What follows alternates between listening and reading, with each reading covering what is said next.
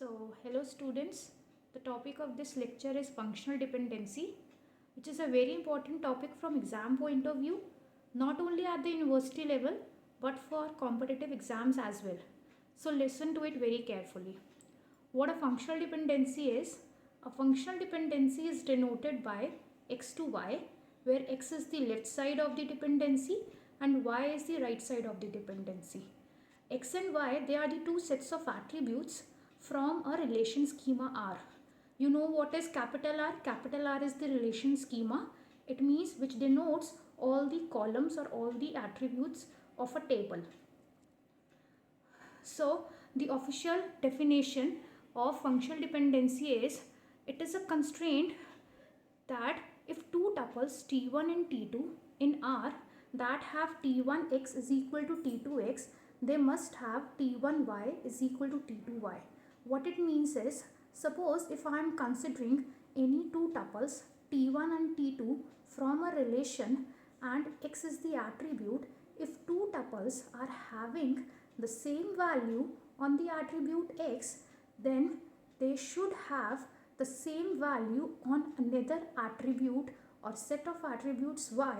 Only then we will say that y is functionally dependent on x. Now let's move forward. It is automatically understood that if x is the candidate key of R, then x to y will hold for all y. For example, if we consider the enrollment number as the candidate key or the primary key of a relation, I can easily find out the values of all the attributes for a particular enrollment number using the enrollment number. What it means is that all the other values of the attributes, they depend or they can easily be find out if I know the candidate key of a tuple, right? Now let's take another example. See this table. You can see this. We have three different columns: teacher, course and text. Teacher cannot be considered as the primary key of the table because the first two tuples, they are having the same value. Smith. Course cannot be taken as the primary key again because it is also having the duplicate values. So according to the data of this table, we will consider text as the candidate key of the table or the primary key of the table. So according to the note given above, the two functional dependencies will be text to course. If we know the text, then we can easily find the teacher who or she is teaching this subject. And if we know the text, we can easily find out the course.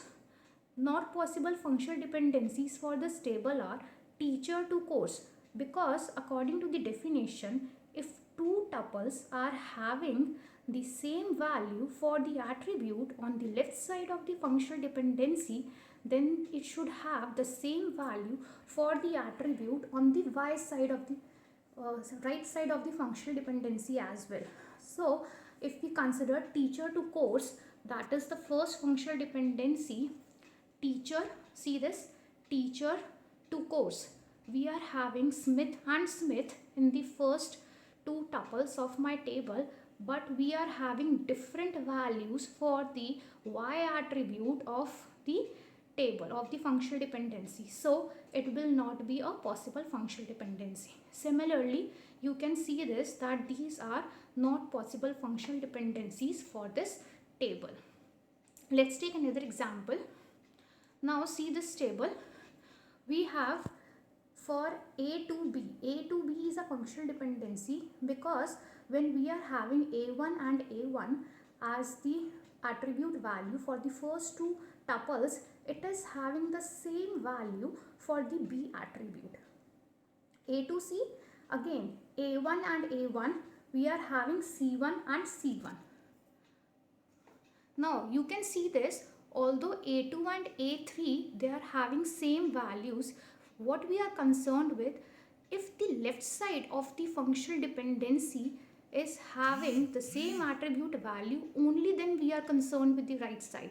If the left side of the functional dependency is having different value, in this case A2 to C2 and A3 to C2, we are not bothered what the attribute on the right side of the functional dependency is having the value.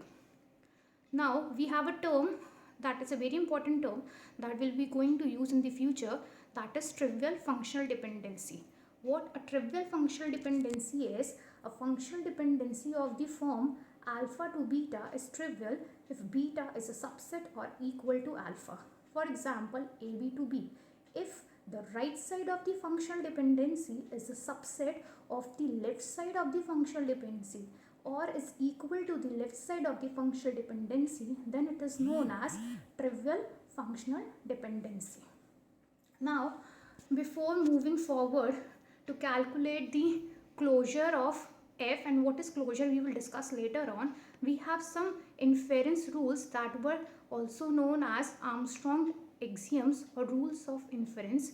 We will be going to study these 6 rules that will help us to find out the closure of functional dependencies, and if we are given an attributes or we are given the functional dependencies, how we can find out the super key or the candidate key of my relation. Let's start with the first inference rule, that is known as the reflexive rule.